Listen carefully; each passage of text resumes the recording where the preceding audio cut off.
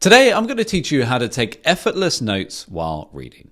I've been a bookworm my whole life, and when I was doing my law degree, I had to read a lot and make an awful lot of notes.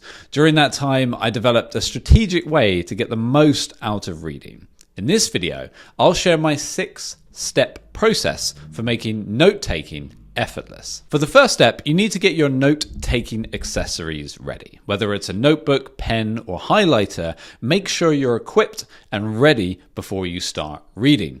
Personally, I use 3 tools. A pen for writing in my notebook, sticky notes for marking key points in the book, the little tiny ones, and a highlighter for marking key points as I read. The second step is I always ask myself a question before I start reading.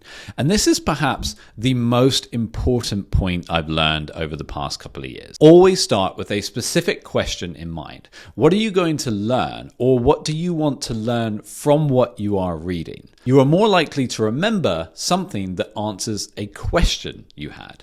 It ensures that the information you gather is also relevant to that question. This approach has transformed my reading experience. Not only does it make the content more meaningful, but it also increases the likelihood that I will finish the book because I have a clear purpose. So if you take one thing from this video, let it be this.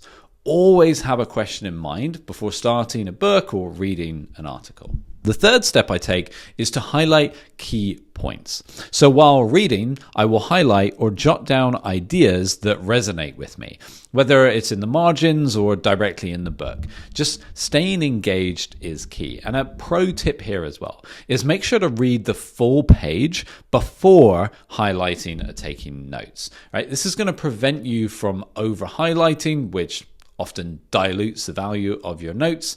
You've probably seen this before where people have almost highlighted the whole page. Do this once you've finished the page, because then you can think about the key points or quotes that stood out to you and then highlight them afterwards. And the other reason not to highlight as you go is that simply it just distracts you too much from what you're reading. It's much better to take everything in, think about it, and then highlight or make notes afterwards. The fourth step I like to take is writing a chapter summary. So a common complaint about note-taking is that it disrupts the flow of reading. And so to avoid this, take notes when you finish the chapter. And here's how you do it. So summarize the chapter in your own words without looking back. Just write down what you remember. This technique is based on the principle of active recall. So you're testing your memory, and it's also going to help solidify what you've learned. I used to take notes all the time while I was reading or while I was in a lecture, but then as I was frantically writing down notes, I would miss out on more information. So now I might make a note of the odd word here and there, but it's just to remind me of something that I would like to revisit. The fifth step is to write 5 to 10 principles for action. And I believe this step is crucial for turning what you've learned into something actionable, right? Ultimately, especially if you're reading nonfiction, it's just useless in my mind if we don't actually apply what we've learned. So after finishing a book, write down 5 to 10 principles you want to implement in your life. Link these principles to the initial question you asked before starting the book or reading the article. Then think about practical ways to integrate this into your routine. This part of the process has been key in applying what I've learned and actually implementing it into my life. Step number 6, which is the final step, is review your notes regularly. And this idea is actually inspired by Stephen Covey, who wrote The 7 Habits of Highly Effective People.